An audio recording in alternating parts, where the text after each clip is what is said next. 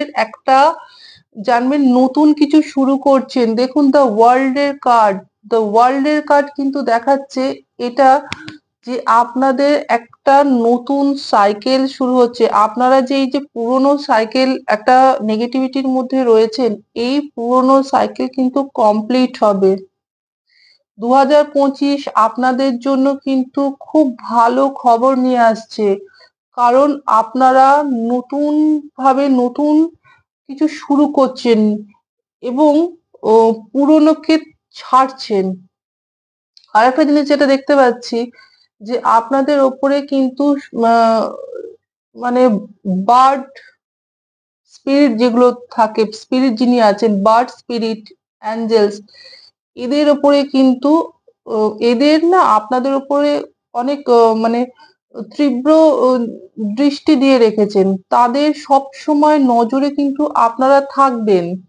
হতে পারে আপনারা উম, এই সময় না খুব হয়তো আপনার কাছে কোনো পাখি আসতে পারে বা বার্ডের সঙ্গে আপনার কানেকশন কিন্তু অনেক গভীর হতে আমি দেখছি। তাদের সাথে কিন্তু আপনার একটা কমিউনিকেশন এর যোগ দেখতে পাচ্ছি। কমিউনিকেট করতে পারবেন বা বার্ড হয়তো কিছু বলছে বা আপনার কাছে হয়তো বার্ডের কোনো ফেদার দেখলেন বা হয়তো দেখলেন আপনি দাঁড়িয়ে আছেন, হয়তো কোনো পাখি আপনার কাছে এলো। এরকম কোনো বার্ডের সাথে আপনার কানেকশন কিন্তু খুব গভীর হবে এবং বার্ড স্পিরিট কিন্তু আপনার চারপাশে ঘুরবে।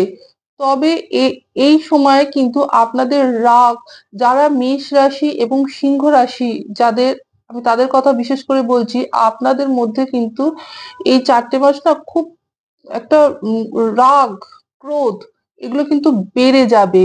তো এগুলোর প্রতি আপনারা কিন্তু একটু সজাগ থাকবেন। মানে ক্রোধে পড়ে বা রেগে গিয়ে যদি অন্যের সাথে যদি ঝামেলায় জড়িয়ে পড়েন, তো সেই জায়গা থেকে কিন্তু আপনাদের একটু মানে শান্ত থাকার জন্য বলা হচ্ছে। কারণ আপনাদের মধ্যে কিন্তু রাগ, জেদ এগুলো বৃদ্ধি পাবে।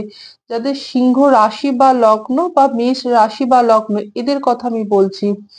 বাকি যারা আছেন তাদের মধ্যে আমি বলছি যে তাদের ওভারঅল মোটামুটি আমি দেখছি প্রথমের 4টে মাস কিন্তু তাদের জন্য খুবই ভালো আসছে।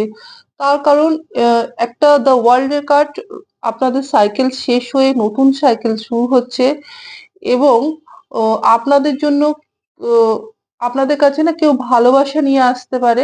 দ্য লাভার্স এর কার্ড, অ্যাঞ্জেলস এর আশীর্বাদ রয়েছে। যারা টুইন ফ্লেম অথবা সোলমেট কানেকশনের মধ্যে রয়েছেন তাদের মধ্যে রিইউনিয়নের যোগ দেখতে পাচ্ছি। এবং যারা কোনো এরকমও হতে পারে